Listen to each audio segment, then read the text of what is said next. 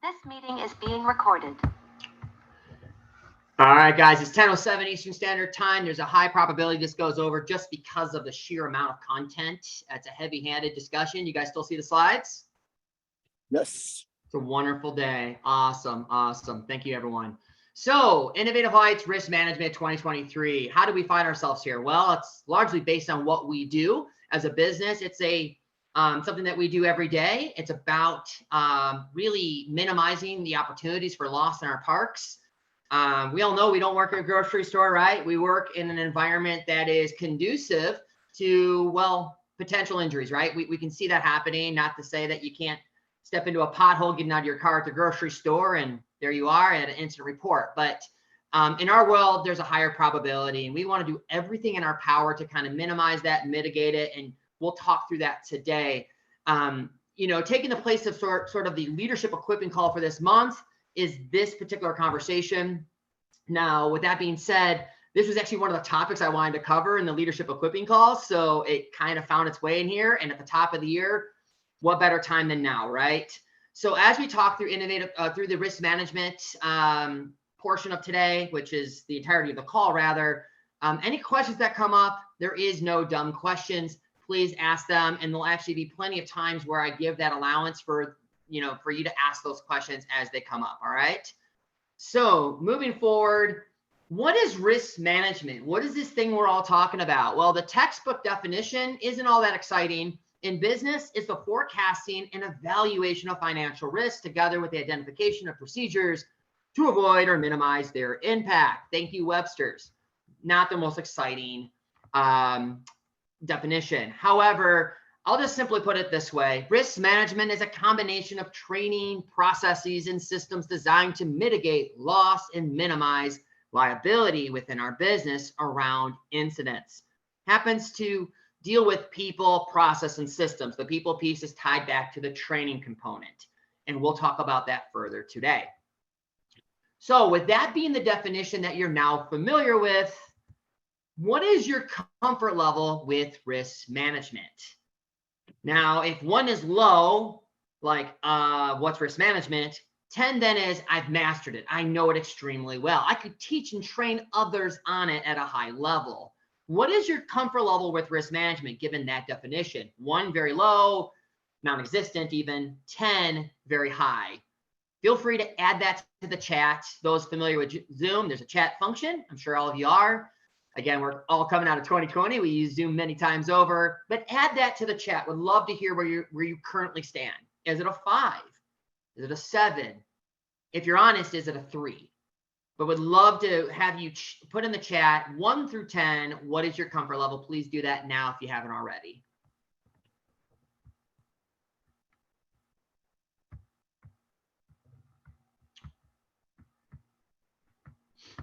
Awesome. Keep adding them. Beautiful. Honesty is the best policy. We love it. It's good stuff.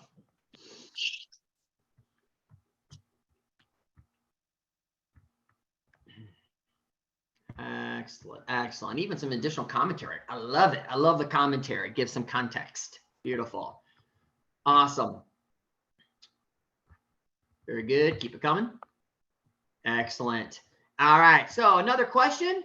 Who here enjoys flying? I guess a bit of an icebreaker. I was going to open up with favorite Super Bowl commercial. Did your team win? And then we would never get on to talking about risk management. So kept it a little bit tame. And just who here enjoys flying? Show of hands, right? Who here enjoys flying? Maybe like no bueno, don't enjoy it all that much. Add that to the chat, or even 1 or 2 of you. I would love for you to unmute yourself and just say, hey, I enjoy it, I don't enjoy it, and maybe a reason as to why you don't enjoy flying.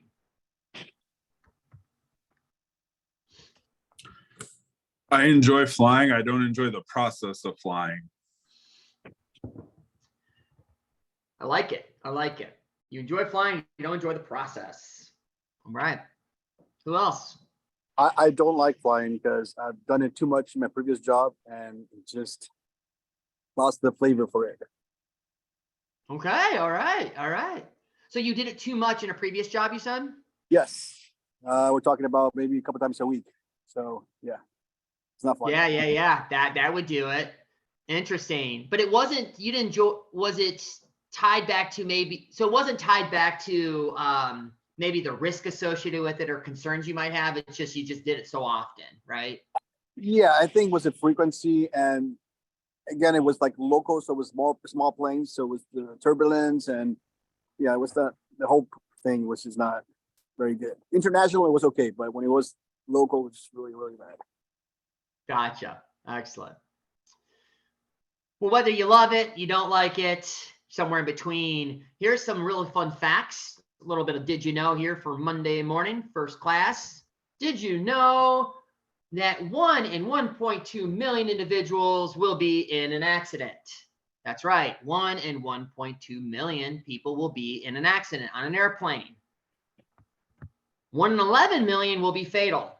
So 1 of 11 million individuals will be fatal for those in an accident. Kind of profound. And in comparison to cars, we all know this all too well. It's far safer to fly than it is to drive. 1 in 5,000 will die in a car crash.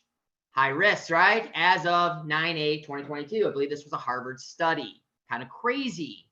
What a stat. 1 in 1.2 million will be in an accident. 1 in 11 million will be fatal, and 1 in 5,000 will die in a car crash. That is, I believe, a Harvard study, like I said. If I didn't say that, there you go.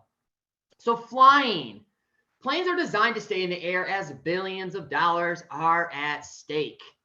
Billions of dollars. Reputations are on the line. Southwest, Delta, United, whatever you fly with, whoever you fly with, if one goes down, the others potentially go down as well. It's about reputation. And again, billions of dollars are at stake. It's an industry. I've quoted this many times before. It's a quote I use. Rarely is it one singular issue that brings down an airplane, but many small issues in a short period of time that overcome the multiple fail-safes in place. These issues compound and create something catastrophic. Okay, it's a measure of things. It's small things stacking up. It's not looking at what's coming up on the dashboard, essentially, right? It's not looking to what's going on with the weather. It's ground control not doing their job. It's maintenance moving through things too fast. Maybe not doing their job in completion. It's all the little fail-safes that stack up that potentially bring them into a place of catastrophe. It's a really big deal, especially to the airline industry, as well as it is with us. Now, I love flying. I didn't always love flying. And by love it, I mean, I like getting somewhere in less than an hour versus taking 8 or 9 hours driving. And I love the fact that I could be more productive as a result of flying, but it wasn't always that way. For me, it was the familiarity. It was, I got more comfortable with it. And as I got more comfortable with it, I learned that when there's turbulence, although I'm not a huge fan of it still, I am okay with it more so now than before because it's just part of the ride. Didn't feel that way early on. I thought maybe this whole thing would just kind of shake out with me ending up in a free fall somewhere. No fun, right? So again, I think familiarity can breed a sense of confidence around what you do. When we talk about risk management, I hope, if anything, you come out with greater familiarity as to our risk management, so you feel more comfortable with it. On the other end, familiarity can breed a sense of complacency, and we don't want to become so familiar that we're no longer razor sharp. We're dull to things, and so we need to maintain focus. That's why we have calls like we're having today. So when we look at risk management for innovative heights, and that's what we're talking about today. It's about getting to a destination from point A to point B. Yes, the journey matters, but how we get there, yes, that's always going to matter, but we want to get to where we're going. We want our guests, when they walk through our business, in our buildings, for them to leave the way they came in, right? Not limping, not being rolled out. We want them to leave the same way they came in. That's important. So we're going to establish safe, fun, and enjoyable experiences for all guests at all times. That's our goal when it's all said and done for Innovative Heights Risk Management. So key objectives: set the standard for risk management in all parks. Eliminate gray area activity. Equip managers to be more comfortable with risk management. And run safer parks. How it all connects. 4 things we're going to talk about primarily today. We're going to talk about risk lens, incident response, incident report, and follow-up. Now, each section is going to take on a different measure of time. Risk lens is a little heavy-handed. Incident report can be a little heavier as well, but they're all vital. They're all important. So much so that if one piece is missing, you guessed it, the whole thing falls apart. We have to have all of these things working together, locked in, ready to go. So as far as risk management goes, high level view, Risk Lens is creating a workplace environment that not only views but acts with processes, systems, and training to minimize and mitigate risk potential. This is where risk management starts. Incident response. Incidents will occur in the park. How we react in the seconds to minutes that follow an incident can prove to be vital to risk mitigation and controlling potential loss to the company. Incident reporting is following the guest being taken care of. The event must be fully captured. This is to be accurate, timely, and contain factual details to account for proper reporting and internal communication. Follow-up is what can occur after the filing of an incident. A number of potentials exist, and knowing how to navigate them is paramount to our risk management success. Any questions? Excellent. So we want to develop something all the way, and this is the first section of today's talk. Develop a risk lens. This is how you see the world of Sky Zone or Slick City. This is how you see things. It's important because when you have a risk lens, it changes how you see and therefore how you perform around what you see. Something as simple as an analogy I can give is the other day I was driving early in the morning to, well, catch an airplane, and it was really sunny. We haven't seen the sun in a hot minute, pun intended. When we think of Michigan weather, we think of, and it was in Wisconsin, not a whole lot of sun, northern region, yippee skippy. And the sun was out and it was in full effect, and it was blinding me as I was trying to get out the door and get to where I was going. I didn't have my sunglasses because, again, I rarely see the sun where I live, but I thought to myself, man, I wish I had some sunglasses. I pulled down the visor so I could see better, but it actually changed the way I drove for a little while until I adjusted, just like a risk lens does. When you see things through a risk lens, you do the job differently. You train your people differently. And that factors into the way we run our business. So we need to develop a risk lens. Risk lens helps us see the world in such a way that we can know that, yes, there's going to be a late pizza, a late birthday party getting out of their room, a line at the door, call offs, but we'll never forsake this thing called risk management. It's how we view things. And because we view it that way, it actually defines the way we do everything else around us. So with developing a risk lens, there's many steps to that in no particular order. But one thing we can look at with that is this expression, if you've seen it before, Murphy's Law. Anyone heard of Murphy's Law? Anything that can go wrong will go wrong. Murphy's Law is a real thing. I'm going to ask a question here too. Where does Murphy live? Anybody know where Murphy lives? Any guesses? In the gray. What's that now? In the gray. In the gray area. I love it. In the gray area. Absolutely.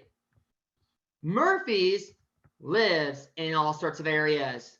Cables that are stretched and pulling away, gaps in pads, watchdogs that are not turned on or dusty, gaps in pads, more or less, right? Nets that are coming apart. Nets that are not intact, not engaged, wet floors, that's right. More nets, more trampolines, pads, gaps, places where feet can go, right? It's anywhere, it's everywhere. Murphy's Law is in full effect. Now, if that was it, we just need to shutter our doors. We need to close up business because at the end of the day, what can we do? It's anywhere and it's everywhere. But that's not it. We have ways to mitigate and minimize the potentials, and we'll talk more about that today. We're not left just being the recipient of all these incidents that are going to occur in our parks. We can do something about it, thankfully. So one thing we could do is we could do inspections. Inspections are huge, and not just we can do, we must do. In the world of Sky Zone, that's through Limbo. It's daily, it's weekly, it's monthly. These are very important pieces to the puzzle. We must do inspections. These equipment checks are about maintaining park safety. It's about creating an environment that is conducive to safe jump experiences or slide experiences. These maintenance reports are actually a big part of the GM's accountability, and they are entirely discoverable. That's what I want individuals to get. When we look at inspections, I want people to understand. If you don't understand yet, they are discoverable. They're time-stamped even in most cases. In the way of Limble, it's time-stamped. And if you're going to put your name on it, make sure that your name means something. Your name actually can speak to what occurred. Again, think of something like an airplane going down. They're going to go back and they're going to make sure that whatever failed, they're going to go back to who had their hands on it last, right? And that's all discoverable. I look back over a decade plus experience in this industry, and the one time that I was part of an incident where I was subpoenaed and I was in court for it. I can tell you this, they look over these things. They look over inspections, and rightfully so. We had an inspection in our park that said there was a number of springs. On that inspection, it said 26 springs were bad. That was left by my equipment expert, my maintenance guy. I had to define for them, what does it mean to have bad springs in that case? It had nothing to do with liability and the potential for someone to get injured. It had to do with you couldn't get the max jump. And so those springs were not so much compromised as much as they were impaired. They weren't going to work as well in the way of a jump experience, but not a safety issue. I had to define that for them. These are the things that we want to have in place. You don't want to just be checking it off just so you can get it out the door and get it done, because it can come back to you. It can be something that you have to speak to later on down the road. And in our world where everything's on camera, you want to be filled with integrity when you're doing your job. So that's the inspection piece. I also would say an equipment expert's really handy to have. In fact, I would say pro tip, have one. Why? For a few reasons. An equipment expert, your head maintenance individual, they know how it's supposed to perform. They see it routinely. They know when it's looking the way it's supposed to versus not looking the way it's supposed to. It's one point of contact. It reduces the amount of variables just by the nature of having one person overseeing that in tandem with the general manager and the management team. Okay. So an equipment expert, really helpful. Pro tip, you should have one. Other things, guys, there's other people who play a part ultimately. And the question is, who is responsible for risk management at your park? We just talked about one individual or two individuals if we're talking about the GM, but who is responsible for risk management at your park? Any guesses? Who is responsible for it? Feel free to unmute yourself.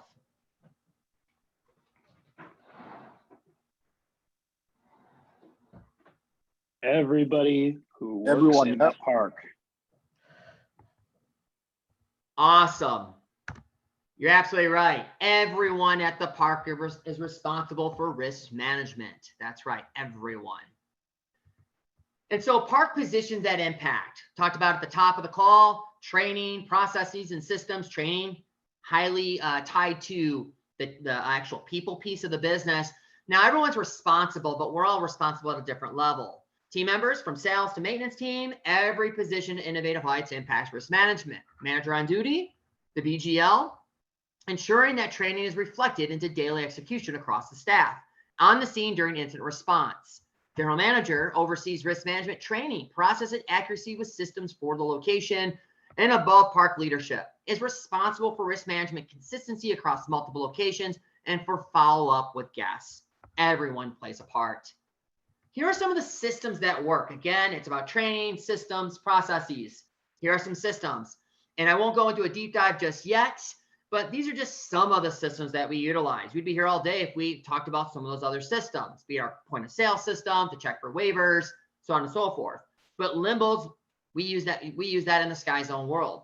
Jolt/Player Link, that's used between Slick City and SkyZone. Jolt for Slick City, Player Link is for SkyZone to input incidents as they come across, and then forms of communication. From email to WhatsApp, there's different ways in which we communicate when things occur. Email being the primary one, the one we should be using most of the time. I know WhatsApp does show up occasionally if it's from the comm center to the park. Maybe it's a guest that calls in because of an injury that occurred days earlier. You might see that show up in WhatsApp, but in reality, it should be email, and we'll talk further about park alerts and how that's tied to the email piece. seeing things through a risk lens, yes, there's a lot of things we can do and we take responsibility for. Inspections is one of those. There's a certain measure in which we're going to inspect our equipment so it's safe and it's functioning at a high level for each and every guest.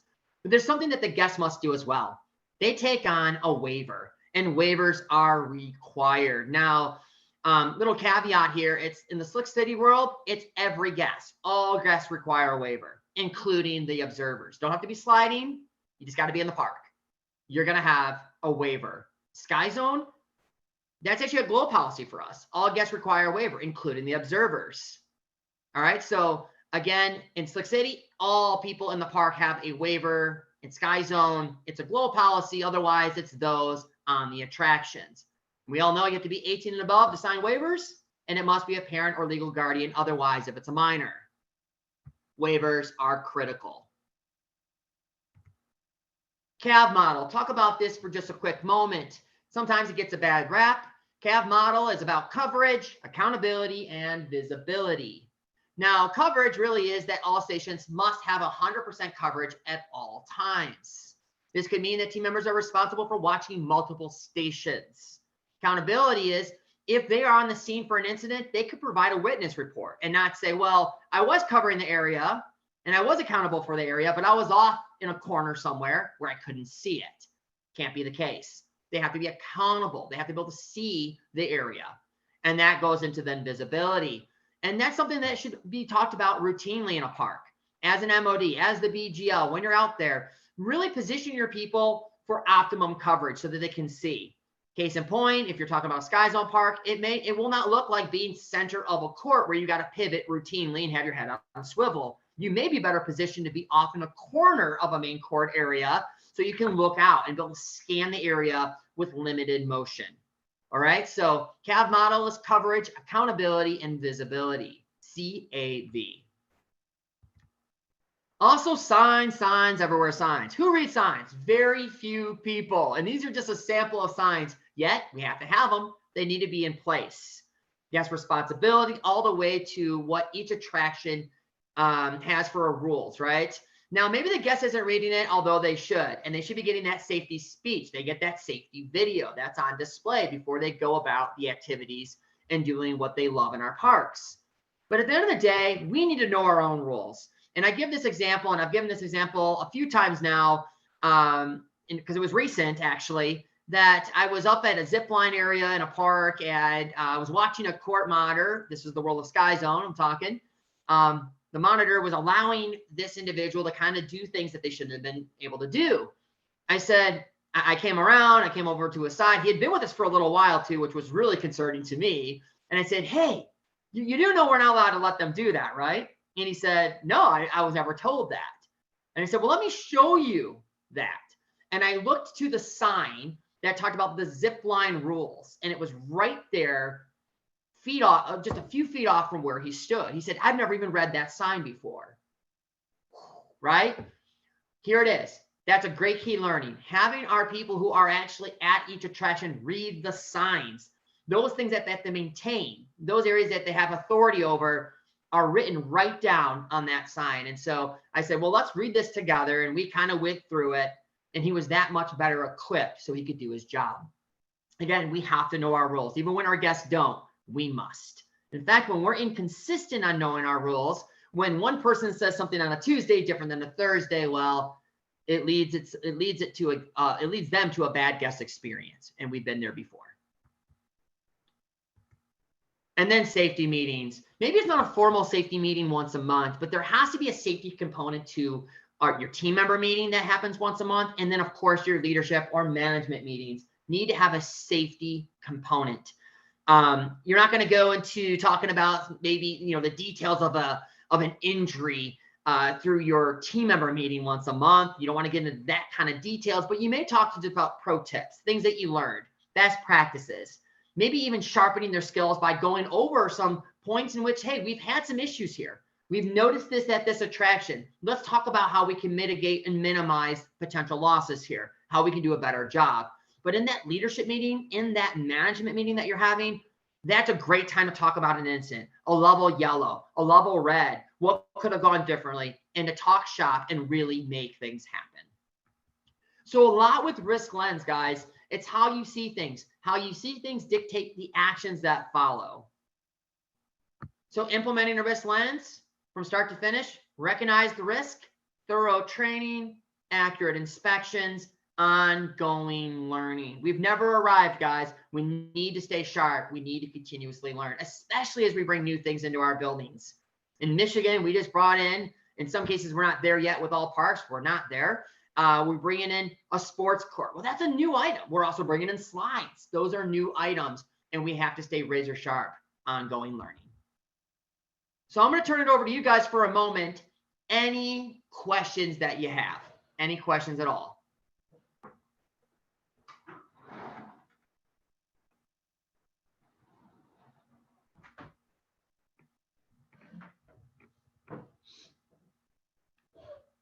You guys are too good. Wrist lens. Got to put the glasses on. Make sure.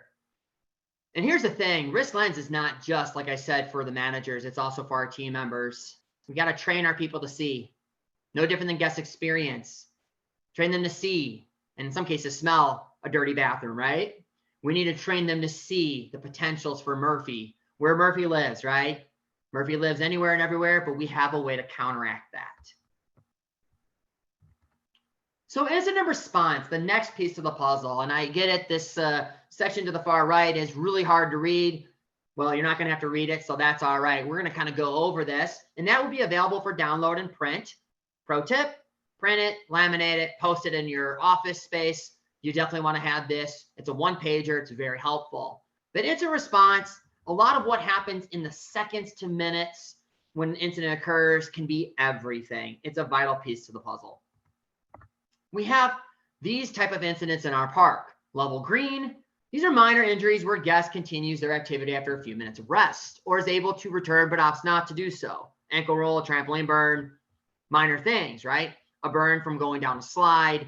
These are level greens. Level yellow, guests cannot return to jumping after the incident and may require further medical attention from a licensed medical practitioner. It's a moderate arm, leg injury, ankle sprain. Chances are they're not going to sleep it off and they're not going to return to play. Whereas a level red is a severe injury requiring immediate medical attention, possible broken bones, lack of consciousness, EMS response, and yes, a severe red level is any head or neck trauma, spine or back injury, paralysis, or fatality. Now here's the turnaround time. These will all be inputted in either Jolt or Player Link. 1 week for level green. Yes, that's right. It can't just be on paper. It can't just be handing out ice. These are to be inputted 1 week after they occurred. Make this one of your admin items, GMs. Make this an admin item. Make sure that you get those rolled into where they're supposed to go, digitally stored. Level yellows, 24 hours. Now that's not the follow-up time, and I know follow-up primarily lands on above park leaders. That's actually 48 hours for a level yellow, but it's 24 hours from the moment it occurs to when it ends up in Player Link or Jolt for that matter. It's 24 hours, and the same goes for our level reds. In some cases, it may even be less than 24 hours with a level red, and especially a severe red. We need to have that under lock and key. We need to have them ready to go. Talking about the CARE program, we love acronyms. CARE, C-A-R-E. CARE is control, taking control of the situation, including making space and taking charge. This is an approach to how we come across an incident when we're on the scene. When we're there, we're going to assess. We're going to assess the situation and ensure no other injury potential exists and that the guest is as comfortable as possible. And react. Take appropriate action. Wrapped up with empathy. To sense what someone else might be thinking or feeling. This is not the same as apology. More on that in a moment. So let's break it down. CARE program. It's taking control. Take control of the situation, including making space and taking charge. Call attention to clear the area. Notify the park manager or shift lead via walkie-talkie. The park manager will take charge of injury response, managing the injury, and handling the incident report. Stop guests from entering the area and direct them away from the incident. All dependent on, again, the level of incident, right? One team member should always remain with the guests. Other team members should remain at the stations where they're at. Always show compassion and concern. That needs to be our leadoff foot. We're not always great at that, especially if it's something we're not super familiar with. We want to show that compassion and our concern versus just trying to make sure the paper trail gets started, right? And do not admit any guilt or wrongdoing. That's why we don't apologize. Apologies can be misconstrued as a form of taking responsibility. Well, what are you sorry for? No, at the end of the day, I'm a human being and you're a human being and you're not in a great situation. So let's show empathy, but we're not going to admit to any guilt or wrongdoing. Next up is assess. Assess the situation and ensure no other injury potential exists and that the guest is as comfortable as possible. Block off the area as best as possible. Business should remain as usual for the rest of the park. Once the guest is stable, understand what happened and the level of severity. Assess could also mean access. Not only are you blocking the area off, but you're also going to create a path for EMS if it's the case of a level red and you're needing some sort of assistance to be able to get to and from the park, to be able to have access to where that injured is. React, take the appropriate action. Again, contact their parent or legal guardian or immediately call 911 if requested by the guest or if necessary based on the injury. Now we can provide first aid kit or items to the guest as needed. Always rest, ice, compression, elevation, another acronym, RICE is often used, will often be sufficient as first aid measures for minor injuries, right? A swollen ankle, for instance.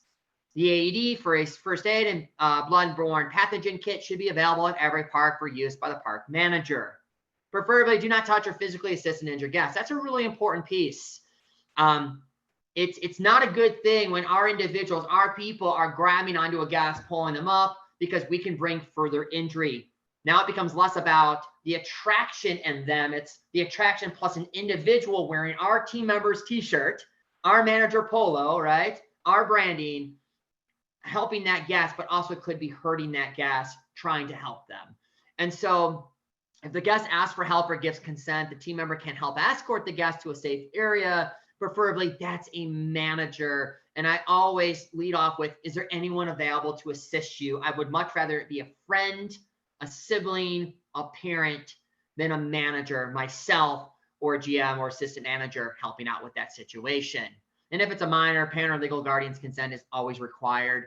Do not touch guests with head, neck, spine injuries, except for life-saving measures. We have emergency guest extraction details. That's not provided here, but can be made available to you. And it's not the responsibility of any team member or park manager to provide emergency medical care. Leave it to the healthcare professionals. And then last, empathy. This is a lot about follow-up, and the follow-up largely rests on the shoulders of appalled park leaders. However, you can still show empathy in the time in which the incident occurs and shortly thereafter. And like I said at the top of the call, and I'll bring it up again, sometimes the follow-up doesn't happen on our end, if only because the guests might reach out before we can even reach out to them to check in.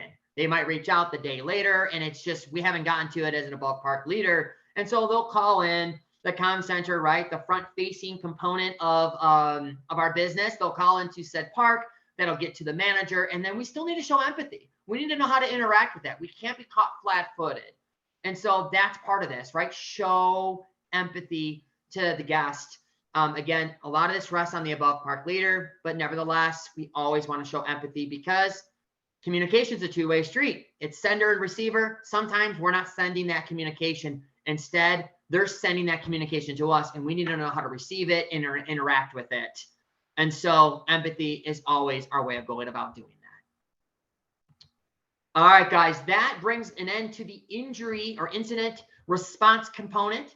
Any questions? There's a lot there. There are no dumb questions. I have a question. I noticed you said there's 24 hours between yellow and red turnaround time. Was there like a difference in turnaround, and was one turnaround, one was follow-up? Like what was the, yes. Or what? Okay. Great question. Because of the measure of follow-up in our organization in Innovative Heights is done above park, whereas some sky zones in particular, they actually have the general manager reach out. It's actually on the shoulders of the above park leader to reach out for, say, a level yellow or level red. The follow-up for a yellow in this case is 48 hours. Red is 24 hours. However, at the park level, the inputting of said incident into Jolt or PlayerLink, depending on the brand that we're talking about, is 24 hours, both for yellow and for red. Does that Okay. clarify it? Yep. Thank you. It's a great question. Yeah, that 48 or 24. Listen, if I can get a hold of a level yellow within 24 hours, I'd rather do that than wait the 48. But again, just we have that 48-hour window for yellows, then reds are going to be 24. But for reporting it, putting it into PlayerLink, needs to be 24 hours. And ideally even sooner. We want accuracy more importantly than anything else. But I also, when I'm being set up as an above park leader to reach out on the behalf of a park, someone else has put that reporting together, right? I don't want to have to do any additional detective work, especially if I'm before a guest over the phone that may have had not the greatest situation playing out in front of them, right? They could be in the hospital. They could be dealing with something that's getting away from them, right? They didn't have the best experience. We know that. Their kid got injured, or maybe they got injured.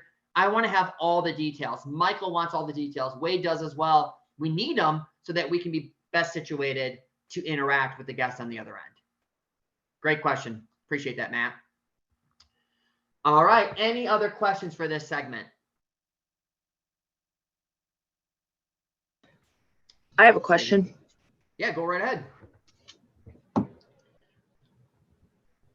So, for level green, that is 24 hours. What are some methods that people take to make it so that you have a incident report right on hand? Like, I know one of our managers who thinks outside the box, she said, why don't we put, incident reports by the courts? And I'm always wary about doing that. At first I was like, yeah, I really like that idea. But sometimes you're in the midst of woe just with any incident. Yeah. But I feel green happens way more often than yellow or red. And I'm just curious as to what are some things that people do in order, just because you got to run back to the office, go grab an incident report, go to that place, do out the incident report, and before you know it, 5 minutes are gone, 10 minutes are gone. Yeah, absolutely. There's a few different ways we can go about it, and if anyone has any other ideas, the more the merrier in some cases here. There's a few ways we can go about it. Now that ICE initiates an injury, right? We don't have to give out ICE to have an incident. Can we all be clear on that? But often ICE is part of that. Sometimes when you're going to get the ICE, you might have the incident report there, right? And so there's that. Okay, now here's the ICE. I'm giving you the incident report. Again, it doesn't require ICE to create an incident. An incident can happen with or without ICE. That's one way. Some will put it on the other side if they have an area where they can kind of, like some of the older parks, especially in the World Sky Zone. I think of Canton, for instance, they could have an area right on the other side of the wall, right? A space where they can store things. They could actually put some incident reports there printed, right? The paper incident report. Others have just, they have a clipboard, right? An open close clipboard that they don't necessarily carry out on the courts because that becomes something that someone could jump into or hit. But as a manager, as an MOD, as a BGL, having that clipboard, and if you haven't ordered one, order one, right? One that opens and closes. In there, you could store paper incident reports and just have that on hand.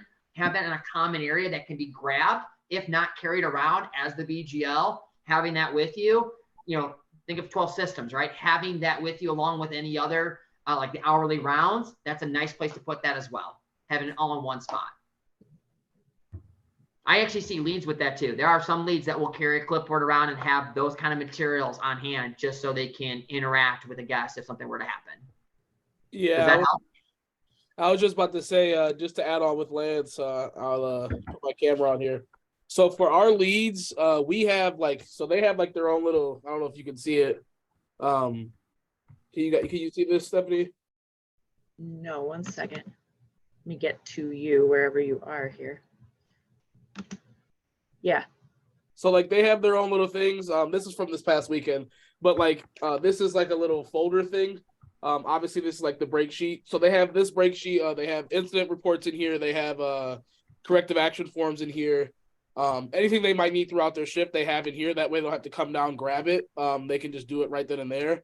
Most of the time we have 2, maybe 3 people in cafe. So if somebody says they need ice, cafe will usually get that ready and possibly take it up, or the lead will come down and get it.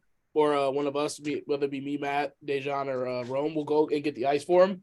But they have that little booklet there, which has everything that they need in there. That's awesome. Thank you.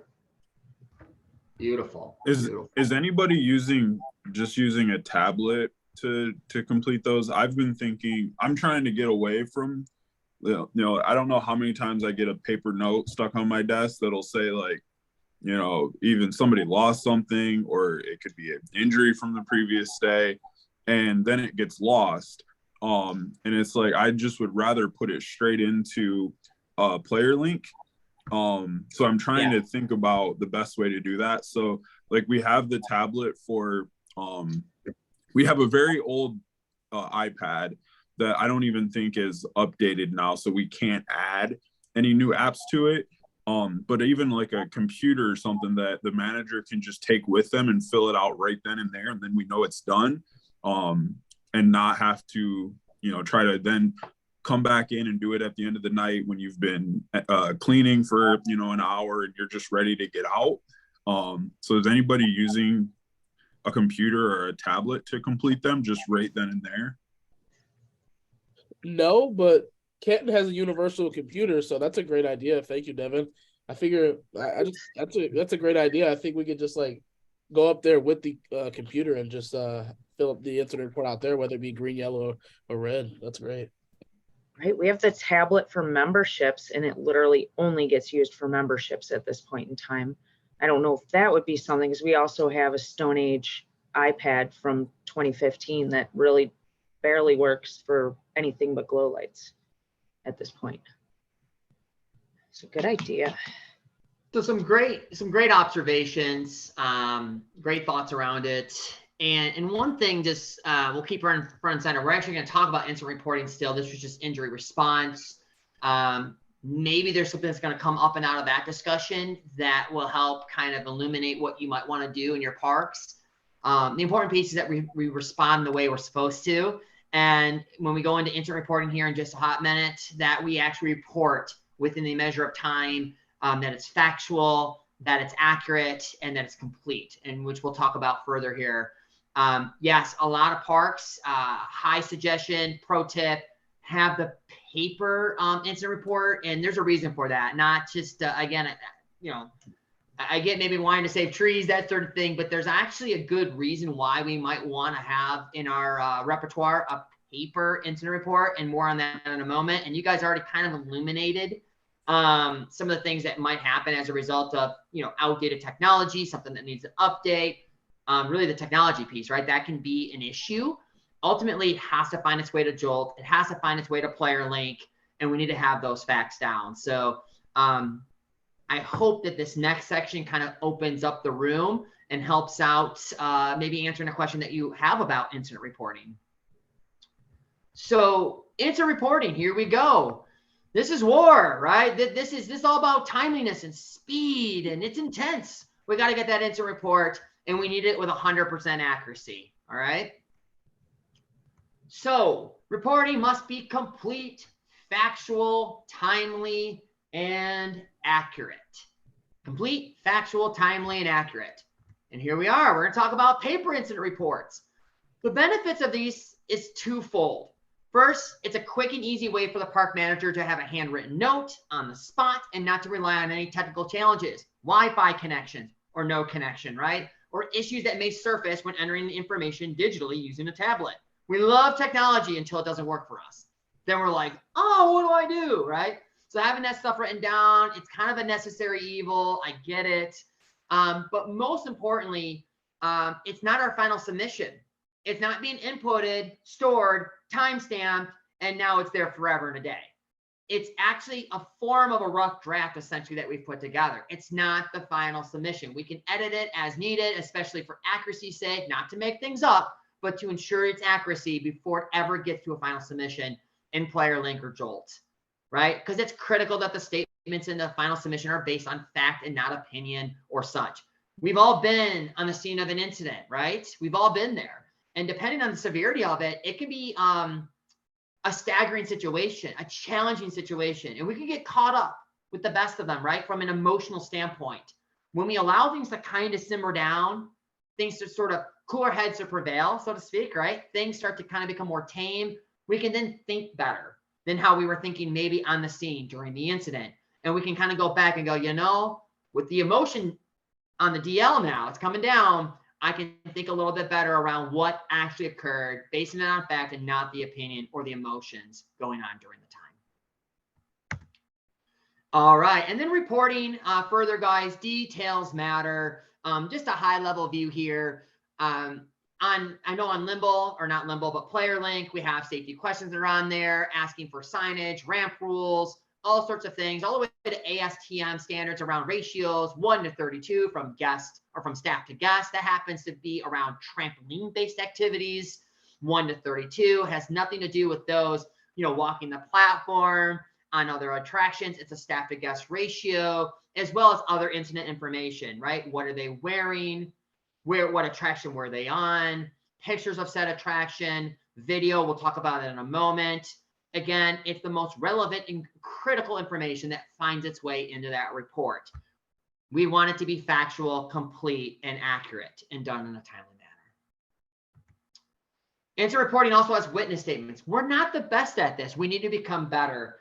I used to always say a level yellow, 2 witness statements, a level red, 3 different witness statements. But here it is. Ideally, it should consist of 3. And we should at least have 2 of them. 2 of them being a team member that was on the scene for it when it occurred, right? The monitor, and then the park manager. Now, yes, I'm hearing you before you even say it. Sometimes the park manager is the one that was monitoring said attraction. I get it. So then at least you have 1. And then you want a third party person.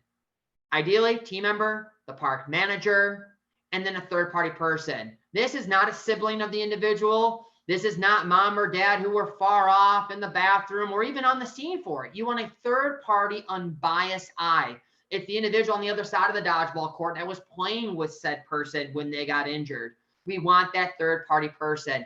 And really important here, guys, it's about the facts. It's about the details. They matter, and they should be written by the team member, in this case, the manager or a lead. I'm fine with that. But all witness statements must be inputted directly to the incident report when it goes to Jolt or PlayerLink, and it must be written by someone on our side of the equation. Okay, and it should be legible, not handed over to said guest, hey, can you fill this out? We want to capture the following information in their own words. We're going to write them down, but we're going to ask clarifying questions. That's important. And I have found, pro tip here, witness statements go really well when it ties back to a rule in our park. When it ties back to maybe a pre-existing injury. Again, we're never going to make something up, but is it helpful when someone maybe injures, they tweak their knee and they say, you know, I have an old football injury and I shouldn't have been out here and I just had surgery a few months ago. That's very helpful to have written down as a witness statement. Again, with team members and park managers, they're writing down witness statements here. And so you heard that, you're a witness to it.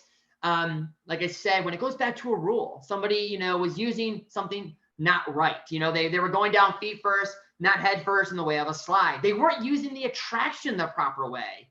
And when they admit to that, that goes a long way on a witness statement too. We want to make sure that that finds its way, always tying back to they're not supposed to be running in the park as stated in the rules, as in the safety speech. Oh, and they did that. They were running in the park. Again, it's not accusatory, but as a witness statement, it comes back to, it ties back to the rules of the park. And that helps us out. Video photo requirements. Green footage is not required. Now, if the general manager, the GM, thinks it's deemed necessary, maybe it's on the border of being a yellow, go ahead and get the video, guys. It's going to be stored somewhere offsite anyway in the way of PlayerLink or Jolt. Storage is not an issue. Just get that footage while we have it, right? Yellow footage from 1 to 2 camera angles for 3 minutes before and 3 minutes after the injury, uploaded to PlayerLink or Jolt in this case. Red is footage from 1 to 2 camera angles for 3 minutes before, 3 minutes after injury, and that's on PlayerLink. If EMS is involved and they leave the park with the injured guest, this must be uploaded to Google Drive. In addition, 2 minutes of footage of the guest checking in at the waiver station, purchasing tickets at the front desk, and going through the ramp security.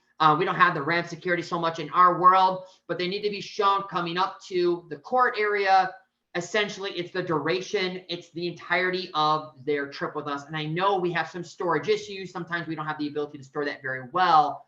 But if asked for by someone on the side of, in the case of Sky Zone, I know if there's an incident and it goes, dare I say, supernova, I'll just use that expression, and it gets in front of the corporate end of the business where they're looking into it. Someone maybe is trying to get litigation, they're trying to have a legal pursuit of something within our parks. They're going to ask for more footage. And that's why we have the 365 a year. We want to have that footage ready to go. At the very least, what's required here for a red. And then if we need more, they're going to ask for it. And then severe red, very similar right here. As far as pictures go, and I can make this available for all of you without getting too granular here, I can make this piece available. This whole slide, all the slides will be available to you, just so you know. Pictures, we really want the attraction area where the injury took place for all red and yellow injuries. And it should be taken right after the incident and attached to the incident report. You're not going to take it of them, the injured guest, or the injury. Okay, do not take photos of an injured guest or photos of the injury itself. Park alerts, talked about communication. It's a two-way street. Well, when we're the sender, the receiver on the other end, it's one of these, right? Park alert at ihmanagementco.com. You want to send out a park alert. This has a response time of within 12 hours. It's police call to a park, attraction breaks, a fight or disturbance, extremely upset guests, closing early, opening late, facilities problem. That's electric, water, sewer, boil alert, inspection of any kind, fire, health, county, damage to a facility, a hole in a wall, fire, and flood, just to name a handful of things. That's a park alert at ihmanagementco.com. Risk at ihmanagementco.com is for level 2 and level 3 incidents, otherwise known as those yellows and those reds. Include description of an incident, photo, video snip, witness statement, guest contact info. Also, if attorney letters are mailed or emailed to the park, or immediate inquiries related to an incident or injury. Okay, that goes to the risk. We want to have the details laid out, and if we need more information, we'll be quick to ask for that information. And if you ever are concerned beyond that and you think an email is not going to suffice, you can always reach out to your regional, your above park leader, and just bring them into the fold by way of a phone call, and we can talk it through. All right, so incident reporting, start to finish, collect the details, input the incident, park alert, follow up. And follow up, again, doesn't have to necessarily look like from park to said guest making that phone call. Follow up just means everything is tied together and it's ready to rock, so that an above park leader can follow up with all the details, not having to do much, if any, detective work on their own. Now, that was a lot, guys, in this section. Any questions about incident reporting? Any questions? Uploading to the Google Drive. That was the first time I've heard that. When you're saying Google Drive, you're not just talking about Player Link. So clearly I missed something along the lines, which Google Drive, there's like a specific, like one that I've just been missing. Like I've never heard that prior. Yeah, no, that's a great question. Now that was pulled from the Sky Zone or Circus Tricks Ops Manual. I'm going to get clarification on that, because as I read it, I thought, you know, we need to have a place where we always want a place on site, right? A lot of parks have external hard drives. We want to back it up. We don't want to just depend on Player Link. We just don't want to depend on Jolt. We want to have a secondary place to put these things, right? An external hard drive, that's a great place. Google Drive, that's another place. And so they're referencing just having an external place in which this is held. Even if that external place is a Google Drive, you know, some places might use SharePoint or Dropbox, but we want to have a secondary measure. And again, I'll clarify that. Maybe we're going to just say, yeah, Google Drive, infinite amount of space, but we want to have an external place in which these things are kept under lock and key. Does that make sense? Yeah, it does. It's great. Be great to have. That's a great question, because I did, as I was reading it, I was like, don't have time to edit it on the fly here, but I appreciate you asking that question. Yeah, and my question. Go ahead. My question was along similar lines. The timing of the video we have to pull, that was different too. So that's what we should be doing. Yes. Okay, I screenshotted it because that's different than the information we have. So I'll make Yeah. sure we let everybody know that.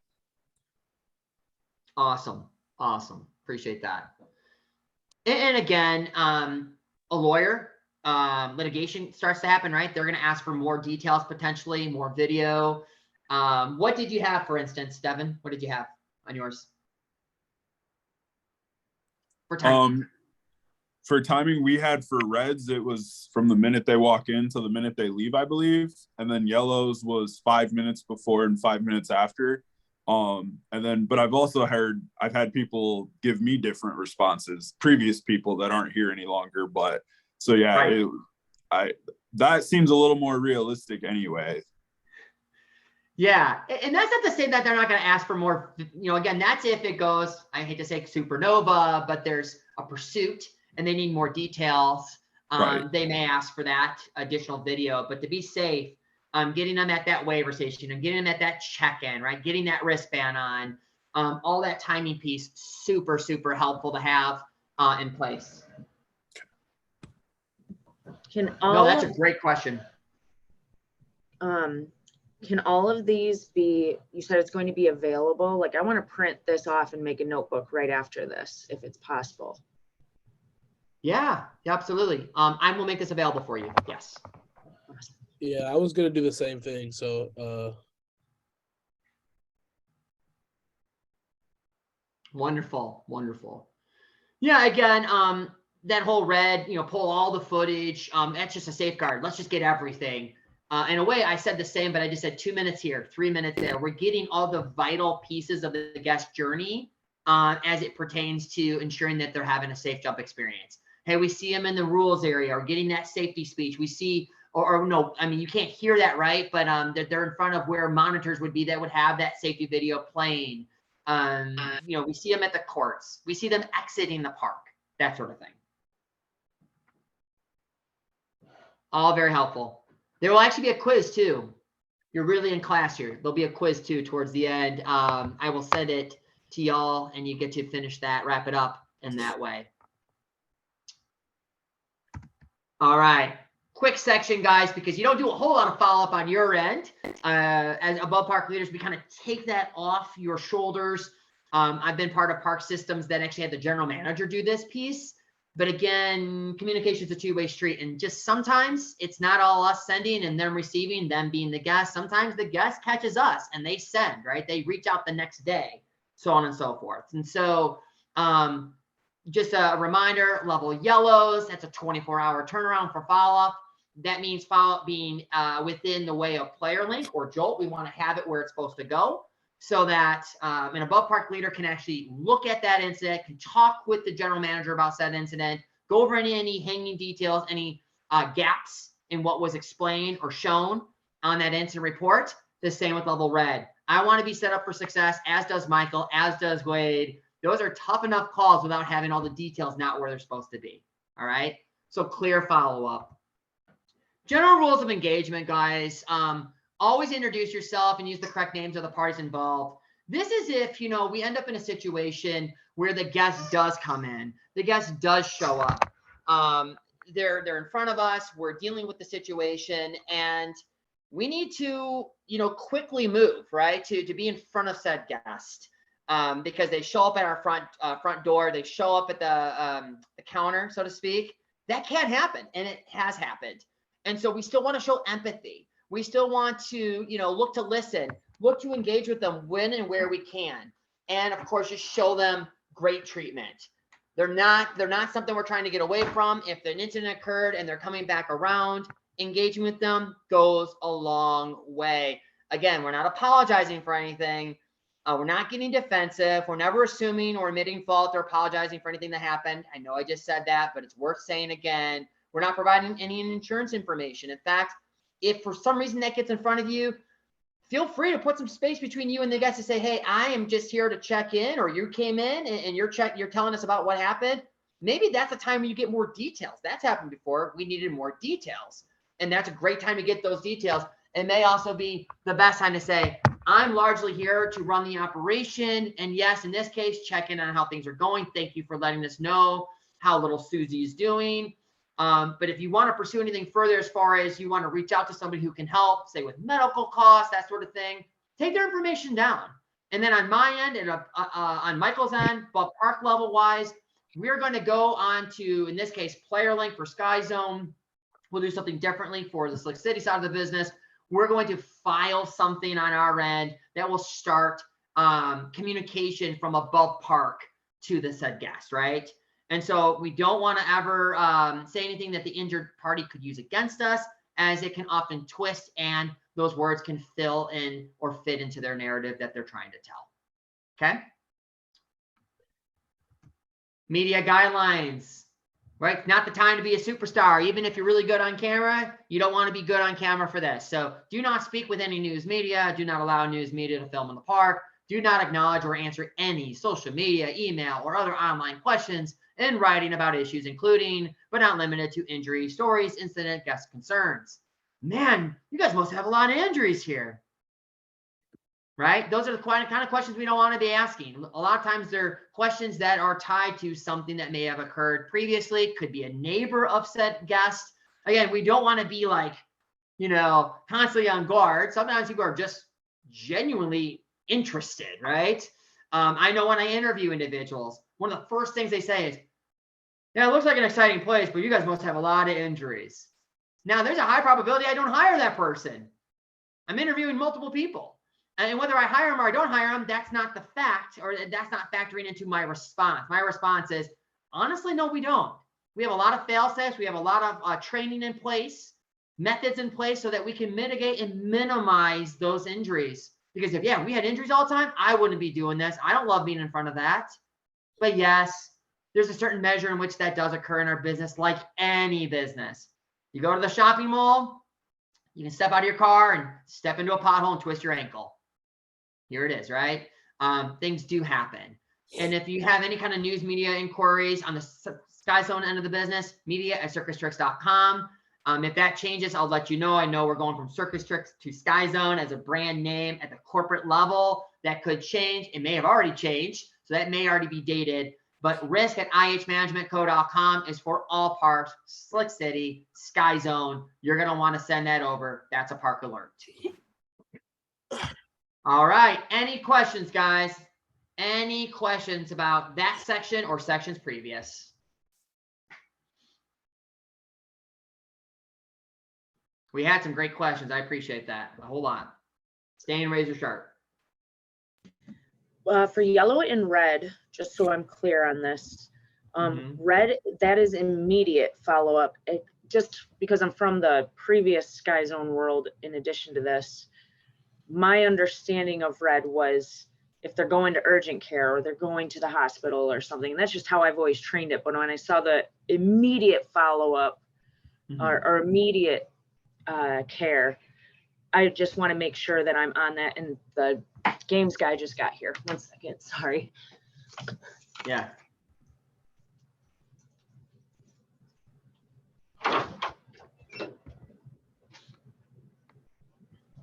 Ask the question and she runs away. Gives me plenty of time to come up with an answer. I already have an answer, but any other questions while she is working with the game guy? He's a level green, by the way. He's not immediate. I kid. I have a question actually about our role in the follow-up. So is it our role for a red to be that immediate follow-up? No, it's not. In our world with Innovative Heights, we made the decision to sort of take that on just for consistency of voice, that it's really just a few people who kind of know how to engage with those challenging conversations. So we have that follow-up piece under our belt. Myself, Michael, Bree formerly, Wade currently, we have that. We do that follow-up, which is why it's so important, because I'm rarely in front of said incident when it occurs, that I have all the details, because I'm speaking on behalf of something else that was reported on by someone else, right? And so do the detective work so I don't have to. I would love it that when an incident occurs, and I hate when incident occurs, I'm not saying I love that, but when it does occur, that level red happens, and if you were to call me and tell me, hey, we had a level red, Lance, you could give me all the details and a summary of it and know all the way through that it was handled properly, right? Hey, this is what happened at this time. This is the results of it, at least right now. We were on our game. Here was the court ratio, right? You can speak to all that. We had someone on the scene. We were very quick. This is the amount of time that passed. Having those details matters. Just the same, if you put it in the incident report, should be the same. But yeah, the follow-up is not so much on your shoulders, but you are teeing up the ball in a big way. I only had the follow-up section also because, like I said, communication's two ways. Sender, receiver.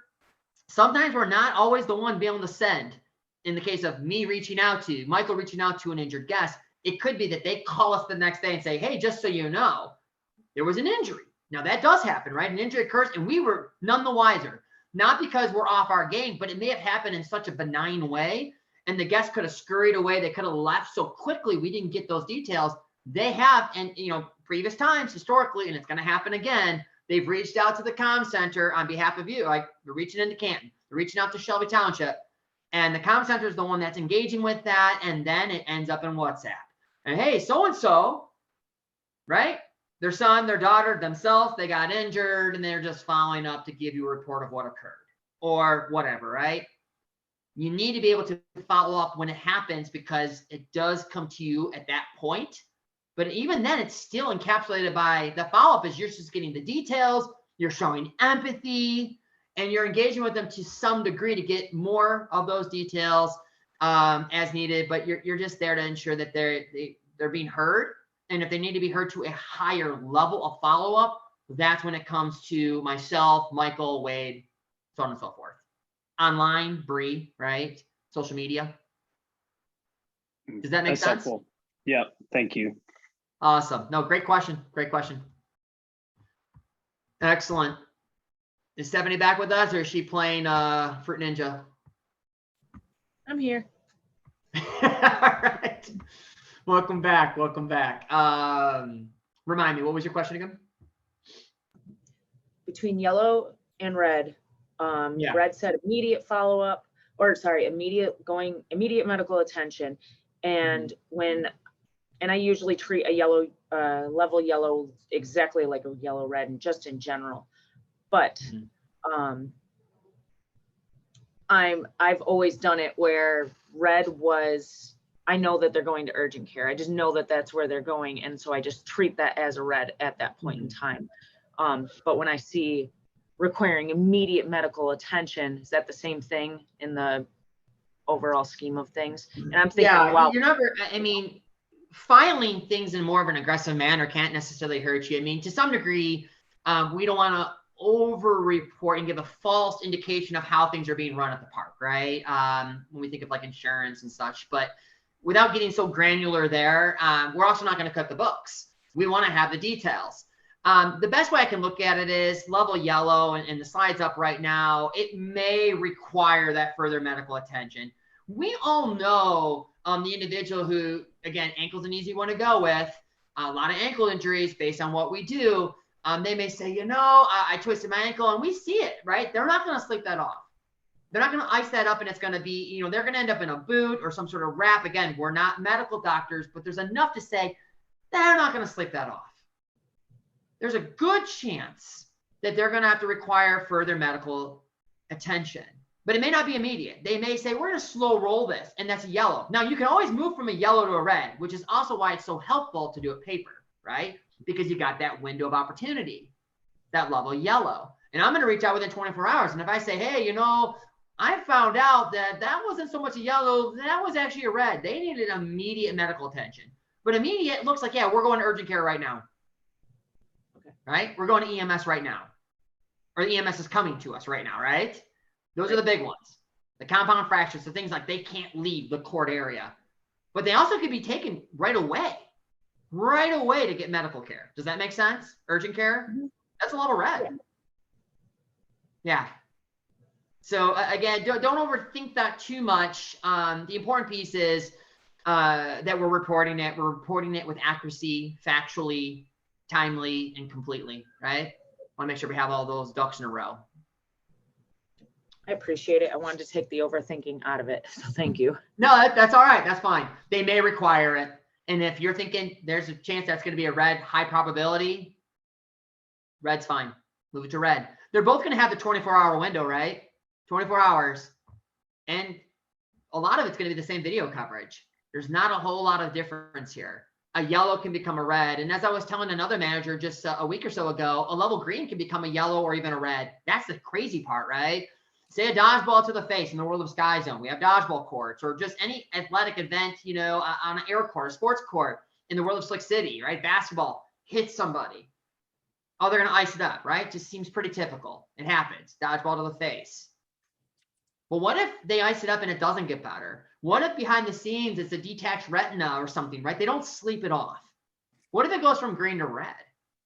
And that's why it's important that we report the way we do. Hey, Lance, that's one thing that I've, because I had that conversation with you before when I started, and I've stopped really talking about the red, yellow, and green with staff because, like, they'll get on the radio and be like, we've got a green. And it's like, well, you don't know what it is yet. Like, it could be. So I've just stopped really talking about that and just made it clear, like, when there's an injury, you need to let one of us know. Don't worry about coding it or any of that. Just let us know what time it was, where it happened, so we know where to go. And then you focus on getting the area cleared. Wonderful. Absolutely. The eternal speak. What's going on matters.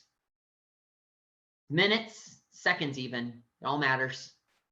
And it's framing the view of your team, right? It's wrist lens. How do we see this? Is how we're going to communicate and how we're going to act. Wonderful. Any other questions? And again, if you have other questions, I'm aware of the time. I want to remain cognizant of everyone's time.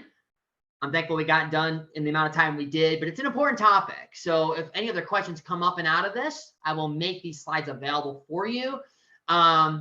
Please feel free to reach out. Maybe you have a question in the next half hour to an hour. Maybe you want to jump on the second call. More the merrier. We have technology here. I'm not limited. You can jump on the call later today or even Thursday. Feel free to. I'm not going to be opposed to that if you want to jump on another on the other calls. Kind of the nice thing about going first is there's 2 other calls that are going to happen. And we're going to have this call, I'm sure, down the road for anybody we bring on that's new. I think that this can be, and every bit should be, a vital training piece for all managers coming on board. And even leads, I think, can really benefit from this, as we have some leads that are on these calls too. So last but not least, guys, next steps. Complete the Google form quiz. I'll make that available here in the chat right here, right now. So this will be available to you. Should be popping up for you right now. That's available. Retake it if necessary. We need 100% success on that. Yes, 100% success, but I believe I've given you all the answers. My hope is I've given you all the answers right here. And if not, I'll be fair with each of you. If you're all missing the same thing and missing the same one, I'll realize I didn't get you all the answers here. But I believe the slide should have everything you need. If it wasn't vocalized, it's in the slides. And then own your own development by reaching out with any questions or even jumping on one of the other 2 calls we have this week, later today and on Thursday. All right, guys, thank you for joining. If you have any other questions, concerns, comments, thoughts, feel free to reach out. You know where to find me. Thank you. Thanks, Lance. Of course. Anytime, guys. Thank you, Lance. Bye, everybody. Thank you. Absolutely. Goodbye, guys. Thank you.